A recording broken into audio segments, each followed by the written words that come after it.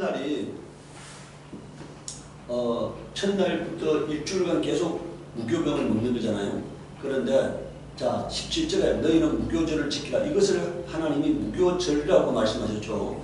이날에 내가 너희 군대를 애굽 땅에서 인도하여 내었음이라. 그러므로 너희가 영원한 규례를 삼아 이 날을 대대로 지킬지니라.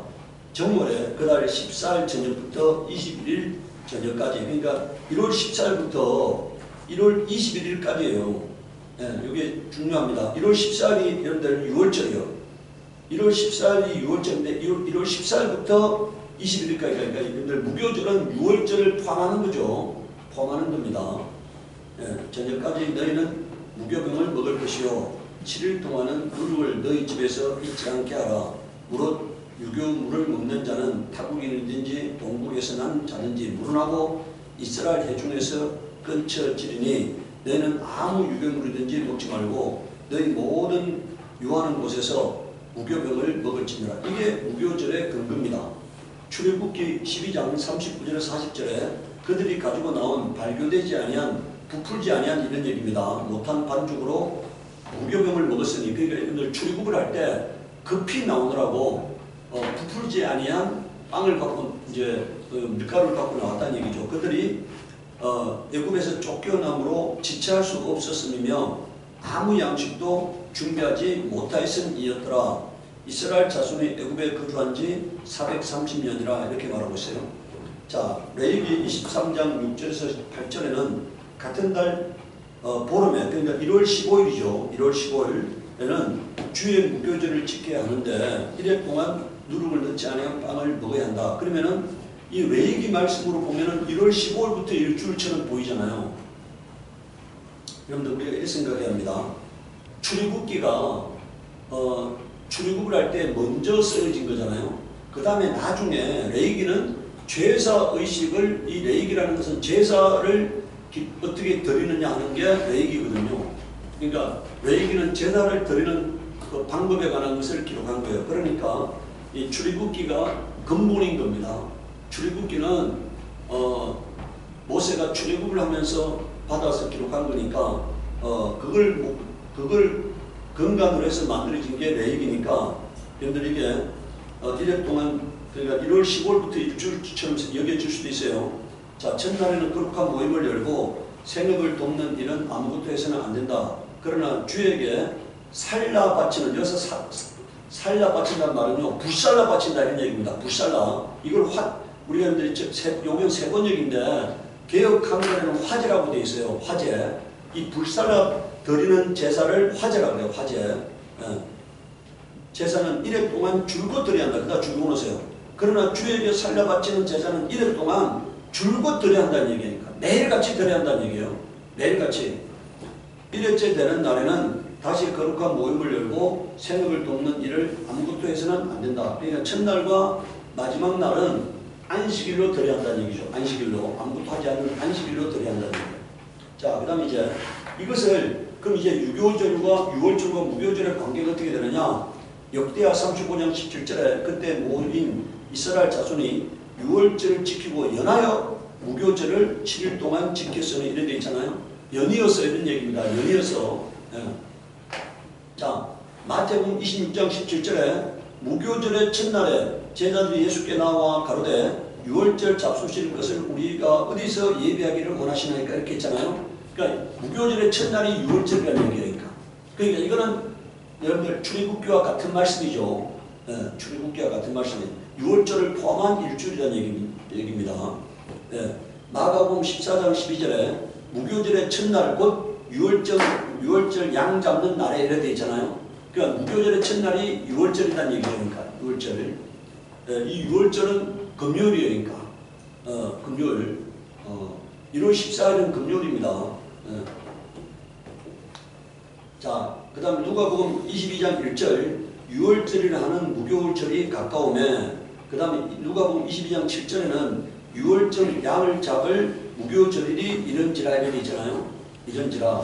그래서 이 신약 성경은 무교절과 6월절이 아주 일정한데 그게 첫날이 6월절임을 말하고 있다 그러니까. 이해하셨어요? 6월절이. 무교절의 첫날이 6월절임을 말하고 있다 그러니까. 자, 그 다음에 이제 이 유월절의 표면적 의미가 뭐냐, 이게 표면적 의미. 출애굽기 34장 14절에 너는 무교절을 지키되 내가 내게 명한 대로 아비걸 그 기한에 7일 동안 무교병을 먹어라. 이는 내가 아비롤에 애굽에서 나왔음이니라 이렇게 말했습니다. 그러니까 애굽에서 나온 것을 기념하는 거죠. 하나님의 구원을 기념하는 거예요. 그러니까 종살이하는 그것을 기념하는 거죠. 그러니까 여러분들이 애굽은 세상을 의미하는 거예요. 하나님이 세상에서 불러낸 것을 기념하는 거예요. 그러니까 마귀의 종로로 타는 자들을 불러낸 것을 기념하는 겁니다. 그러니까 자, 신명기 16장 1절에서 8절에 당신들은 아비골을 지켜 주 당신들의 하나님께 유월절 제사를 드려야 합니다. 이는 아비골 어느 날 밤에 주 당신들의 하나님이 당신들을 이집트에서 건져내셨기 때문입니다. 당신들을 주님께서 자기의 이름을 두르고 택하신 그곳에서, 여기서 택하신 그곳은 가나안 땅을요. 이 여러분들 무교절은 가나안 땅에 들어가서 지키는 겁니다. 광야에서 지키는 게 아니에요. 가나안 땅에 들어가서 그때 지키라는 얘기니까. 이름을 두르고 택하신 그곳에서 양과 소를 잡아 주 당신들의 하나님께 유월절 제물을 바쳐야 합니다. 누룩을 넣은 빵을 이 제물과 함께 먹으면 안 됩니다. 이래 동안은 누룩을 넣지 않은 빵, 곧 고난의 빵을 먹어야 합니다. 그러니까 여러분들 고난의 빵을 먹어야 합니다. 이렇게 있잖아요. 이래 동안 고난의 빵을 먹어야 합니다. 이게 중요한 거니까. 고난의 빵을 먹어야 한다는, 이게 고난의 빵이라는 거니까. 맛있는 빵이 아니라 했잖아요. 맛없는 빵이 됐잖아요. 그게 고난의 빵을 먹어야 합니다. 이는 당신들이 이 땅에서 나올 때 급히 나왔으므로 이 땅에서 나올 때 이를 당신들이 평생도록 기억하게 하려 함입니다. 이렇게 있잖아요. 그러니까 이 무교절을 제정하신 이유는 뭐라고요? 나의 과거를 잊지 않게 하려고, 내가 과거에 어떤 사람이었던가를 잊지 않게 하려고, 내가 애굽 땅에서 종노릇했던 사람이라는 것을 잊지 않게 하려고 하나님이 이 무교절을 제정했다는 것을 의미하는 거잖아요. 그러니까. 기념하게 하려고 항상 그 무교절을 지킴으로써 내 신분에 대한 것을 기념하게 하려고, 그래서 무교절을 지키겠다는 거예요. 그럼 이제 이 무교절의 영적 의미가 뭐냐 이거니까. 이걸 왜 하나님이 제정하셨느냐.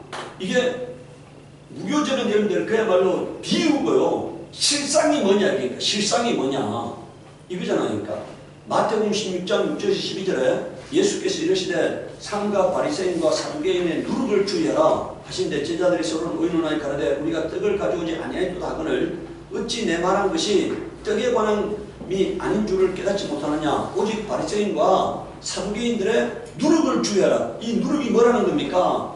그제야 제자들이 떡의 누룩이 아니요 바리새인과 사두개인의 뭐라고요? 교훈을 상고하라고 말씀하신 줄을 깨달으라 이렇게 말했습니다.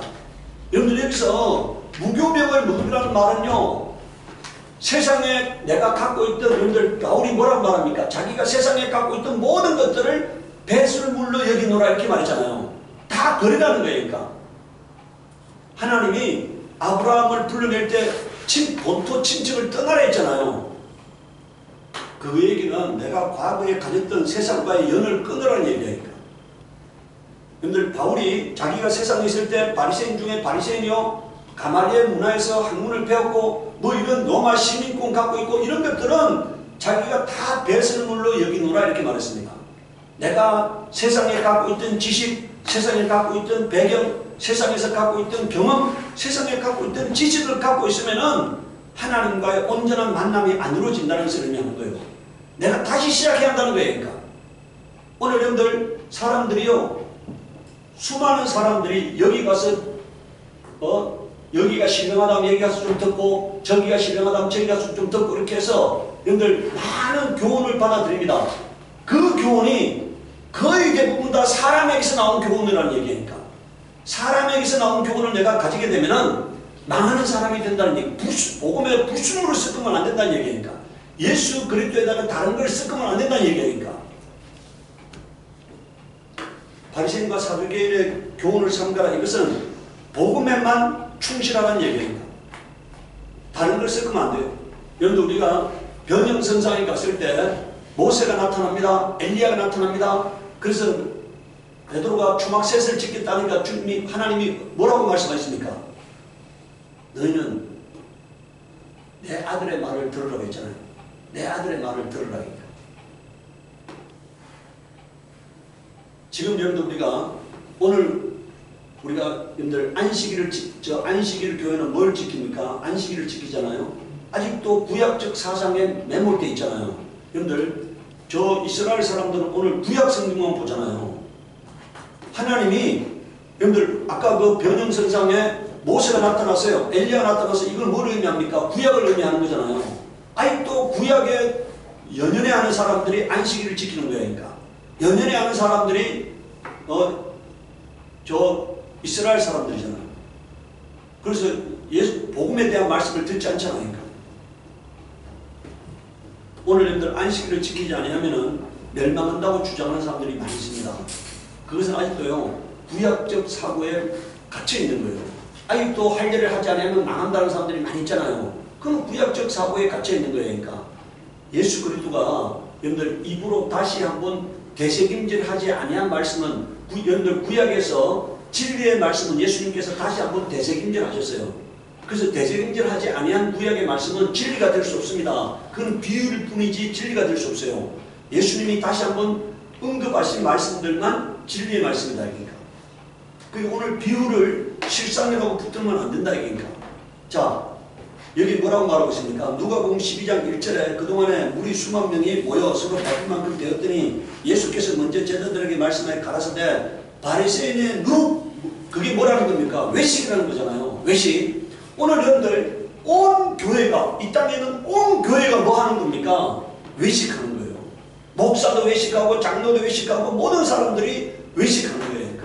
그러니까. 어제 제가 저 에바다 가니까 어떤 사람이 저한테 와서 주사파를 금지하는 법을 제정하려고 하는데 거기다가 성명을 좀 해달래요. 그 사람이 정광훈이 아마 교회에 다니는 모양이니까 정광훈에 대해서 어떻게 생각하느냐. 자기는 정광훈이만 제대로 된 목사라고 생각한다는 거예요. 그리고 주사파는 다 죽여야 한다는 거예요. 네, 그래서요, 다 죽이면 이 땅에 살아남을 사람이 없다고 하니까.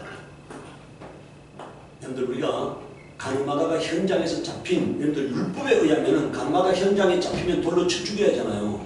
근데 가늠하다 현장에 잡힌 사람을 예수 앞에 데리고 와서 예수님께서 뭐라 말씀하십니까? 그 여자를 돌로 쳐 죽이라 이런 얘기 합니까?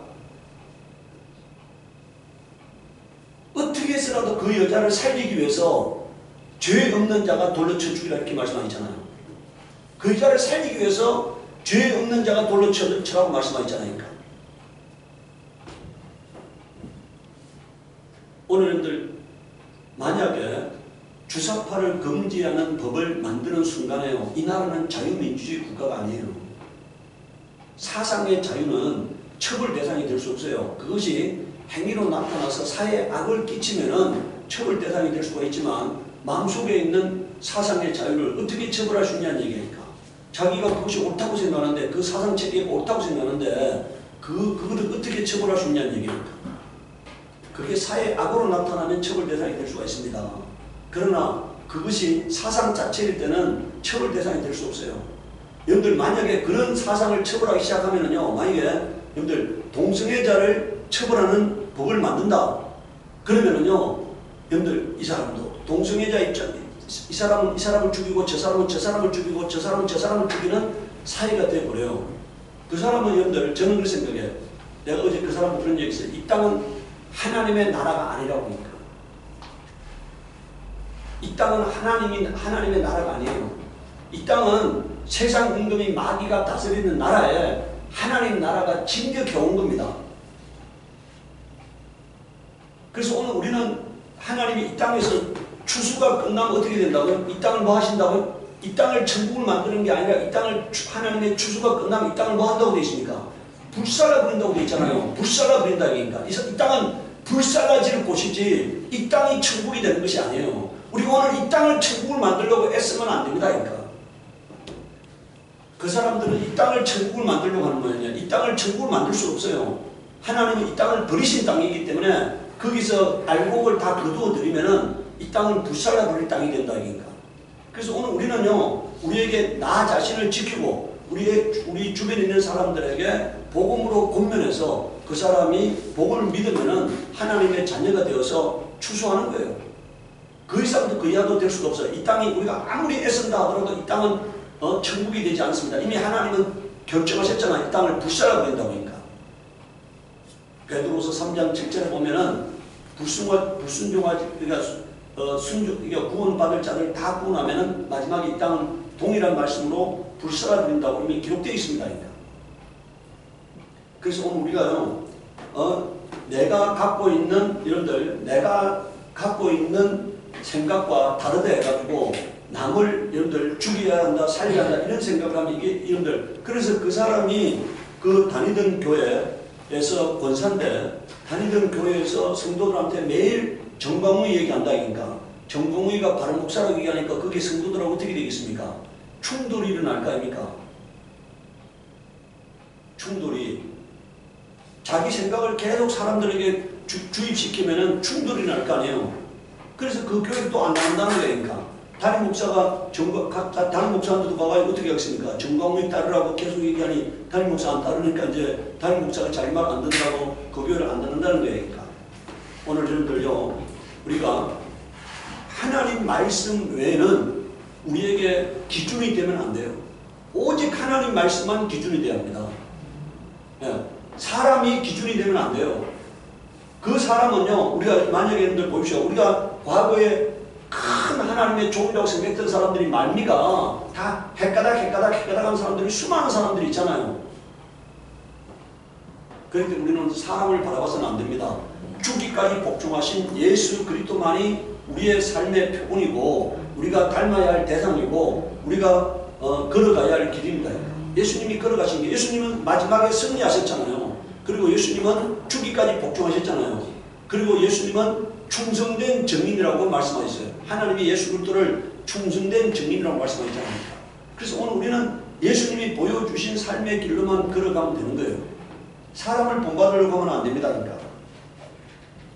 자, 여기에 요한복음 7장 16절 17절 보세요. 예수께서 대답하여 가라사대 내 교훈은 내 것이 아니요 나를 보내신 이의 것이니라. 여러분들 이게 지금 예수님이 하신 말씀이 누구의 말씀이라는 겁니까? 하나님 아버지의 말씀이라는 거니까. 네. 자, 사람이 하나님의 뜻을 행하려 하면 이 교훈이 하나님께서 왔는지 내가 스스로 말함인지 알리라 이렇게 말씀하셨습니다.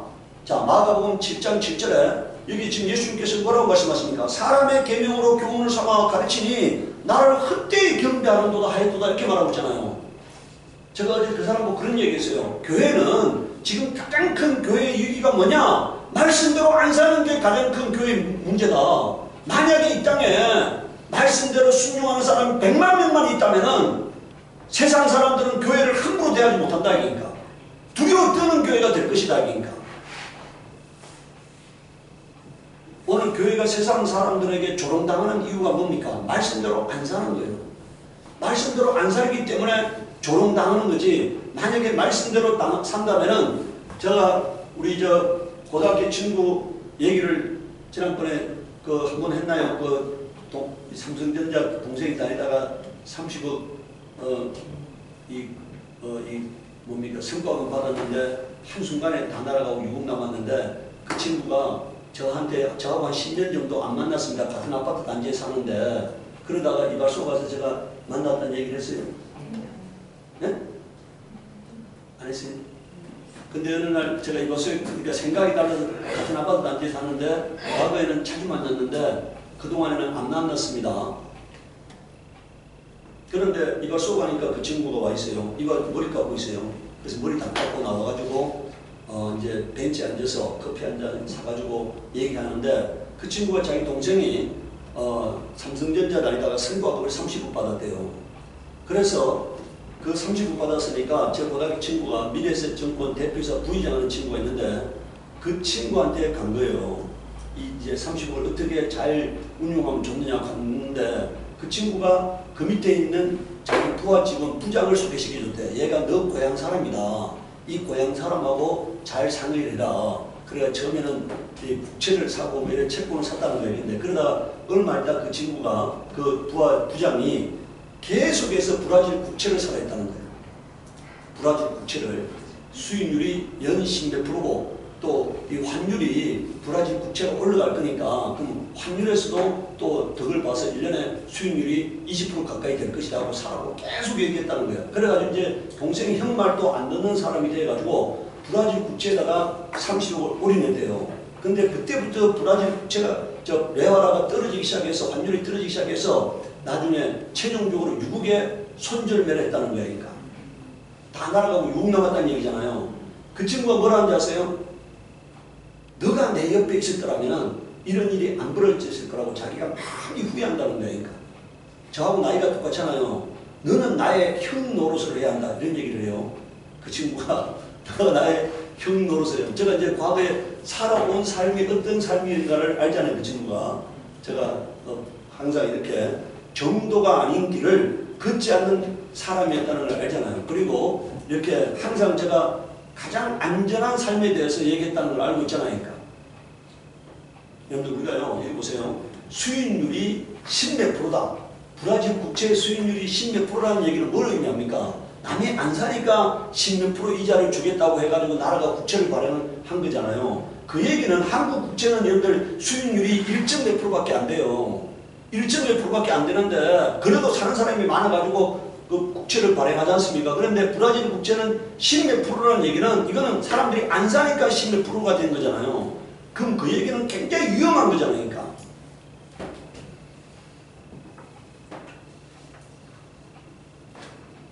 오늘 우리가요.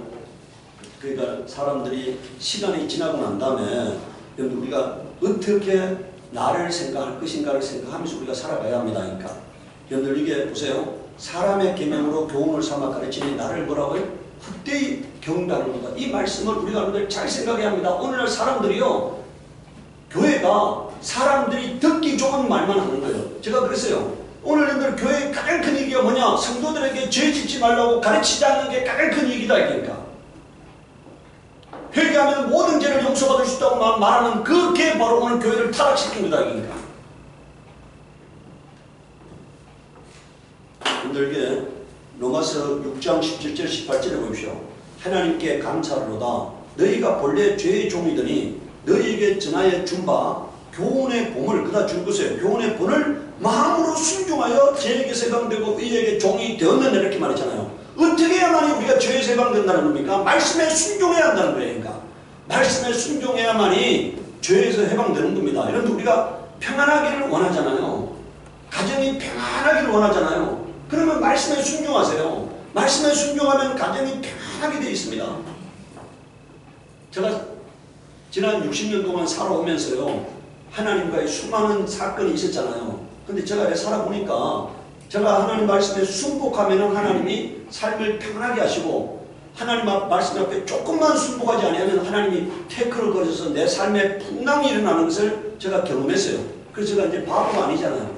어떻게 하는 게 평안한 삶을 사는 거다 이제 알았잖아요. 그러니까 말씀 앞에 순종하는 거예요. 저도 어제도 제가 모임에 거기에서 사람들하고 모임을 하면서 제가 그런 얘기를 했어요. 하나님이 나를 부르신다면 뒤돌아보지 않는다. 하나님 나에게 하루를 더 살게 해주세요 하고 기도하지 않는다. 내가 사는 날 동안 최선을 다하되 하나님이 나를 부르신다면 뒤돌아보지 않고 할렐루야 아멘 할 것이라고 제가 얘기를 했어요. 그건 제가 갖고 있는 변하지 않는 생각이에요.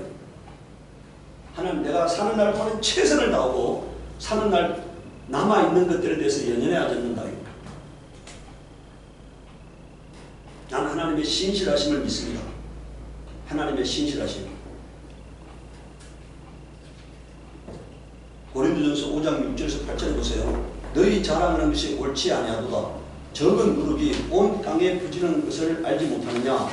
너희는 누룩 없는 자인데 새 덩어리가 되기 위하여 너희 뭐라 되어 있습니까? 왜 묵은 누룩을 버려야 한다는 겁니까? 내가 새 사람이 되기 위해서 묵은 누룩을 버려야 한다는 것입니다. 예. 우리의 유월절 양 곧 그리스도께서 희생이 되셨느니라. 이러므로 우리가 명절을 지키되 묵은 누룩을도 말고 계약하고 악독한 누룩을도 말고 오직 순전함과 진실함에 누룩 없는 떡으로. 이게 무교병이잖아요. 무교병. 이 무교병의 떡으로 하자. 이 무교병이 누구냐? 예수 그리스도란 얘기예요. 예수 그리스도. 오늘 우리가 무교병이라는 것은 예수 그리스도를 의미해요. 여기서 무교병은 예수 그리스도를 의미하는 거예요. 예수님처럼 우리가 어떻게 살아야 한다는 것입니까? 순전함으로 살아야 한다는 거예요. 진실함으로 살아야 한다는 거예요. 그러니까. 갈라디아서 5장 7절에서 10절에 보십시오. 너희가 다른 죄를 잘하더니 누가 너희를 막아 진리를 순종치 않게 하느냐? 그 권면이 너희를 부르신 이에게서 난 것이 아니라 적은 누룩이 온 덩어리에 퍼지느니라. 나는 너희가 아무 다른 마음도 품지 아니할 줄을 주 안에서 확신하노라. 그러나 너희를 요동케 하는 자, 이게 뭡니까? 이게 누룩이에요. 지금 여기서 여러분들 적은 누룩이라는 게 바로 너희를 요동케 하는 그 적은 사람이 너희를 전부 다 부패케 만든다는 얘기잖아요. 하나님께서 이스라엘을 가나안 땅에 들어보낼 때 그게 이방 사람들을 다 죽이랬어요. 왜? 그 이방 사람들을 남겨놓으면 너희가 이방 사람의 그 죄를 본받게 될 것이다. 행습을 본받게 될 것이다. 이거잖아요. 그런데 이스라엘 사람들이 가나안 땅에 들어갔을 때 이방 사람들을 본받아서 바알을 섬기잖아요. 그래서 결과적으로 망하잖아요. 망하잖아요. 자, 요한계시록 2장 14절에서 16절을 보십시오. 그러나 내게 두 가지 책망할 것이 있나니 거기 내게 발람의 교훈을 지키는 자들이, 여기서 교훈이란 말은 누룩이잖아요. 네, 교훈을 지키는 자들이 있도다. 발람이 발락을 가르쳐 이스라엘 앞에 올무를 놓아 우상의 제물을 먹게 하였고 또 행하게 하였느니라. 이와 같이 내게도 니골라당의 교훈을 지키는 자들이 있도다. 그러므로 회개하라. 그렇지 아니하면 내가 내게 속히 임하여 내 입의 금으로 그들과 싸우리라. 여러분들 오늘 여기서 니골라당이 어떤 사람, 어떤 걸 말합니까? 행위가 중요하지 않다고 가르치는 것을 니골라당이라고 그래요. 구원에서 행위가 중요하지 않다. 믿기만 하면 된다. 여러분들 구원파 같죠? 한번 믿으면 구원에서 영원히 탈락되지 않는다. 여러분들 오늘 우리가요, 장로교회 예정론이 뭡니까? 하나님이 구원하기로 한 자는 어떻게 해서라도 구원받는다. 이게 예정론이잖아요. 그럼 예정론은 내가 할 일이 있어요, 없어요? 내가 할 일이 없잖아요. 이미 하나님이 나를 구원하기로 작정했으면 나는 어떤 짓을 하더라도 구원에 이르게 될 것이고, 하나님 나를 버리기로 작정했다면 어떻게 해서라도 나는 버림을 당한다 이거잖아요. 이러한 모든 교훈들이 딱 니골라당입니다. 구원에 있어서 행위가 중요하지 않다고 말하는 자들이 딱 니골라당이에요. 그런데 우리가 손바닥은 마주치지 아니하면 소리가 나지 않습니다. 하나님이 하실 일을 다 하셨어요. 하나님이 할 수 있는 인간을 향한 구원의 행위는 다 이미 이루어졌습니다. 예수님께서 다 이루어졌다고 말씀하셨어요. 이제 내가 뭐만 남아있습니까? 믿음으로 화답하는 일만 남아있습니다. 내가 그 하나님의 부르심에 대해서 하나님 앞에 나아가고, 여러분들 성경에 보면 이렇게 있잖아요. 누구든지 자신을 깨끗게 하면은 귀한 그릇으로 쓰임받는다고 되어 있잖아요. 누구든지 자신을 깨끗게 하면은 귀한 그릇으로 쓰임받는다. 그러니까. 근데 만약에 자신을 거룩하게 구별하지 아니하면은 하나님이 더럽다고 여기서서 버리신다. 그러니까. 우리가 늘 버린다는 성님이 어디에서 나와 있습니까? 성경에서 에서를 버리셨습니다. 가인을 버리셨습니다. 하나님이 솔로몬을 버리셨습니다. 왜 하나님이 솔로몬을 버리셨습니까? 솔로몬을 사랑받지 않아서 버리시는 게 아니잖아요. 사랑받았는데 하나님이 여러 번 경고하는데 경고를 받지 않았기 때문에 하나님이 버리셨잖아요. 제가 한 8, 9년 전에 수국을 잘 모를 때 저 대관령 산수국도 갖다 심고 뭐 이것도 갖다 심고 막 대관령 산수국도 한 1,000몇 그루 갖다 심고 했어요. 근데 지금 시간이 지나고 난 다음 보니까 대관령 산수국은 전혀 감동이 되지 않아요. 내가 그걸 다 잘라버리고 약을차가 다 죽여버릴 겁니다. 죽여버릴 거예요. 그리고 지금 심겨 있는 것도 내 눈에 감동이 안 되는 것들을 다 잘라버리고 다 약을 쳐서 다 죽여버릴 거예요. 그러니까. 이거 뭐로 의미합니까? 오늘 우리가 하나님이 보시기에 하나님의 눈에 합당하지 아니한 자들은 다 뭐라고요? 하나님이 다 버리신다는 것을 의미하는 거예요. 그럼 우리가 요한복음 15장에 하나님이 농부라고 이미 규정한 것에는, 그리고 하나님이 마지막에 여러분들 타작마당을 정하게 하신다는 것은 알곡에만 관심이 있고 축정에는 관심이 없다는 것을 의미하는 거예요. 하나님의 눈에 보시기에 좋지 아니한 것들은 다 버리신다는 것을 의미하는 겁니다. 그러니까. 성경에 보면 뭐라고 말합니까? 좁은 길로 나아가라. 구원에 이르는 자가 많지 않다고 말씀하셨잖아요. 많지 않다니까. 이것은 우리 하나님께서요, 우리에게 경고하시는 겁니다. 성경에 하나님이, 히브리서에 하나님이 다수를 기뻐하지 않았다고 되어 있잖아요. 다수를 기뻐하지 않았다고. 가나안 땅에서 나온 여러분들 애굽에서 나온 사람들 남자만 60만 명인데 그 60만 명 20세 이상 남자가 60만 명인데 그 60만 명 중에서 가나안 땅에 20세 이상 된 자 중에서 가나안 땅에 들어간 사람은 여호수아와 갈렙밖에 없었다. 이건 뭘 의미합니까? 소돔과 고모라를 멸할 때 롯과 롯의 두 딸만 구원받았다는 것을 뭘 의미하는 겁니까?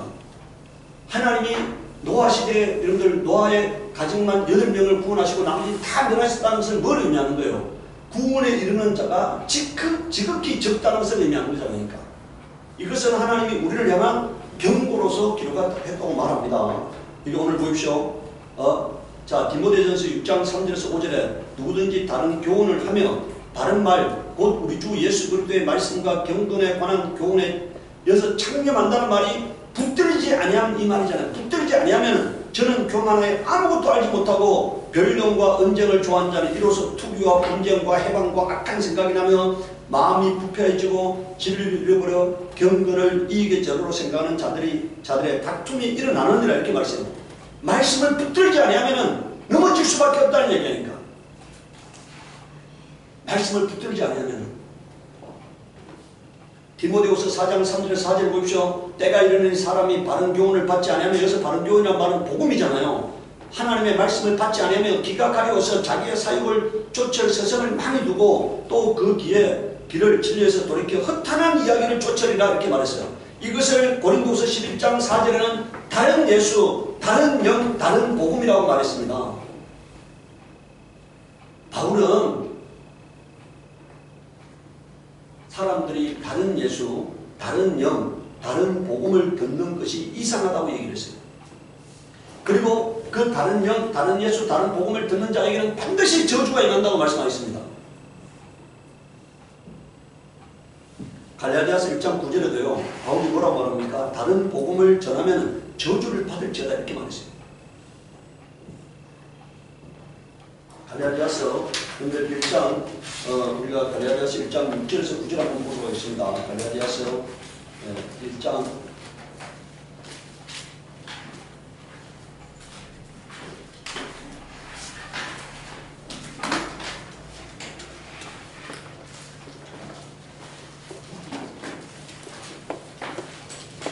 갈라디아서 1장 6절에서 9절 한번 보세요.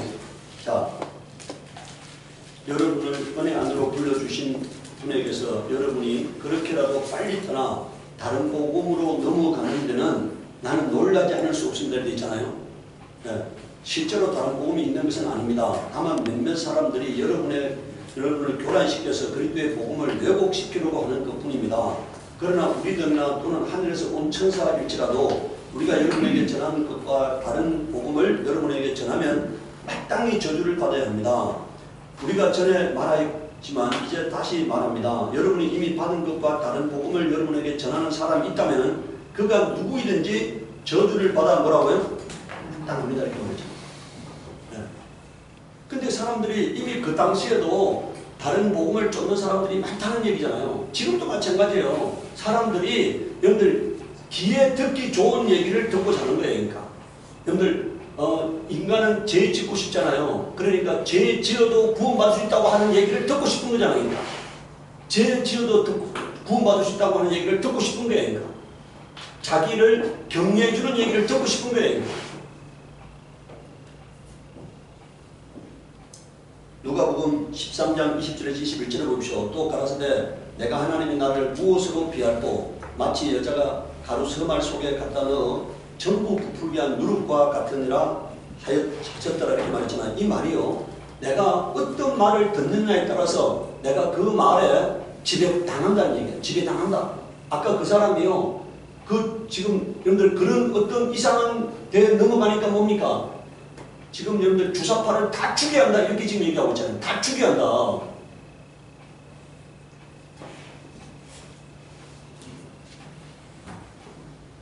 그 얼굴에 제가 이제 딱 보는 순간에 얼굴에 평안함이 없어요. 만약에 내가 하나님의 사람이라면 하나님이 주신 마음을 갖고 있다면 내 마음에 절대 평화가 있어요. 절대 평화가. 제가 우리 고등학교 친구들 모임에 가니까 우리 친구들이 저보고 그런 얘기예요. 너 얼굴을 보니까 너는 목사다 이니까. 너 얼굴을 보니까 너 얼굴에 빛이 난다 이니까. 너 얼굴을 보니까 너는 목사다 이런 얘기를 해요. 네. 저는 제 마음속에 평화가 있다 이니까. 절대 평화가 있습니다. 내가 하나님을 의뢰하고 하나님 말씀을 넘어가지 아니하려고 하나님 말씀에 죽도록 충성하고자 하기 때문에 내 마음속에 절대 평화가 있어요. 어떤 환경에 휘둘리지 않는 절대 평화가 있어요. 오늘 여러분들 5절에 5번째 보세요. 따로 있으라고 말하고 있습니다. 자, 로마서 16장 17절에 형제들아 내가 너희를 권하노니 너희 교훈을 거슬러 분쟁을 일으키고 거치게 하는 자들을 자 여기 보세요. 너희 교훈을 여러분들 거스린다는 말이 뭡니까? 말씀에 반대된다 이런 얘기잖아요. 반대되는 그런 삶을 사는 자들을 살피고 저희에게서 뭐라고요? 떠나라 이렇게 말하고 있어요. 왜 떠나야 합니까? 그 사람들과 같이 있으면 나도 거기에 물들기 때문에 떠나라는 거예요. 자, 넘겨보십시오. 고린도전서 5장 11절 13절에 이제 내가 너희에게 쓴 것은 만일 어떤 형제라 하는 자가 음행하거나 탐남하거나 우상 숭배하거나 후욕하거나 술 취하거나 토색하거든 사귀지도 말고 그런 자와는 함께 뭐라고 되어 있습니까? 먹지도 말라 얘기니까. 그런 사람과 같이 있으면 유효상종이 되는 겁니다. 내가 그런 사람을 닮아가는 거예요. 닮아가는 거야 그러니까. 외인들을 판다는데 내가 무슨 상관이 있으려면은 교중이란 말이 뭡니까? 교회 안에 있는 사람들이라는 얘기잖아요. 사람들이야 너희가 판단치 아니하랴. 외인들은 하나님이 판단하시느니와 이 악한 사람은 너희 중에서 내어 쫓아라 이렇게 말했잖아요. 내어 쫓아라. 같이 있으면 안 된다는 얘기니까. 요한일서 1장 9절 10절에 지레쳐 그리스도 교훈 안에 거하지 않으면 교훈이라는 말이 말씀이잖아요. 말씀 안에 거하지 아니하는 자마다 하나님을 모시지 못하되 교훈 안에 거하는 이 사람이 아버지와 아들을 모시느니라. 여러분들 누가 하나님을 모신다는 겁니까? 말씀대로 사는 사람이 하나님을 모신다는 거예요. 교회에 다닌다고 하나님 말씀을 여러분들 하나님을 모시고 있는 게 아닙니다. 내가 하나님을 경외해서 말씀 앞에 무릎 꿇을 때 하나님이 내 안에 거하시는 거예요. 여러분들 하나님이 나를 불편해하시면 내 안에 거하시겠냐 이니까. 내 안에 거하는 게 하나님의 기쁨이 돼야 내 안에 거하시는 거잖아요. 내가 하나님 말씀대로 살기 때문에 하나님이 나와 함께 거하는 게 즐거움이고 기쁨이야니까. 그럴 때 하나님이 내 안에 거하시는 거니까. 내가 하나님을 매일 대적합니다. 하나님은 거룩하신 분인데 나는 더러워. 그럼 더러운 나와 거룩하신 하나님이 어떻게 함께 거하시겠냐고 그러니까. 하나님이 거룩하니 너희도 거룩하라 이렇게 말씀했잖아요. 그래서 내가 거룩해져야만이 내가 하나님을 기쁘시게 하는 자가 되어야만이 하나님이 내 안에 거하는 게 즐거움이 돼야지 내 안에 거한다 이니까. 요한일서 1장 9절 10절에 보세요. 지내쳐 그리스도 안에 거하지 아니하는 자는 자마다 하나님을 모시지 못하되 교훈 안에 거하는 이 사람이 아버지와 아들을 모시느니라. 누구든지 이 교훈을 가지지 아니하고 너희에게 나아가거든 그를 집에 들이지도 말고 뭐라고요? 인사도 말라 이렇게 말했잖아요. 얼마나 냉혹하게 말합니까? 이게 하나님이 버리셨다는 얘기니까. 하나님이 그런 사람은 버리셨다는 얘기니까. 오늘 우리가요, 내가 오늘 그리스도인은 그리스도의 말씀에 절대 순종하는 자가 그리스도인입니다. 순종하지 아니하는 자는 그리스도인이 아니에요. 성경에 히브리서에 뭐라고 말하고 있습니까? 너희가 이스라엘 사람들처럼 하나님의 말씀을 받거든 강팍하게 되지 말아라 이렇게 말했잖아요. 하나님이 이스라엘을 기뻐하지 않고 다 버리셨다. 그런데 너희도 만약에 하나님 말씀 가운데 거하지 아니하면은 버림을 당하리라 이렇게 말씀했잖아요. 그래서 오늘 우리는 세상 사람들을 본받으려 하지 마세요. 교회에 다니는 사람들을 본받으려 하지 마세요. 오직 우리는 뭐라고요? 예수 그리스도만 본받아야 합니다. 예수님이 어떻게 사셨느냐 이니까. 예수님이 부활하셨잖아요. 우리도 부활해야 하잖아요. 예수님이 하늘에 오르셨잖아요. 그럼 우리도 하늘에 올라야 했잖아요. 그러려면은 예수님이 살아가는 길을 따라가야 합니다. 사람이 살아간 길을 따라가면은 그 사람이 망하면 같이 망하잖아요. 그러나 우리가 예수님의 길을 따라가면은 반드시 부활하게 될 것이고 영생에 이르게 될 것이고 하나님과 함께 복된 삶을 사는 삶이 되어진다 이겁니다. 그렇게 사는 사람에게 이 땅에서 하나님이 갚아주는 게 영광과 존귀와 평안입니다.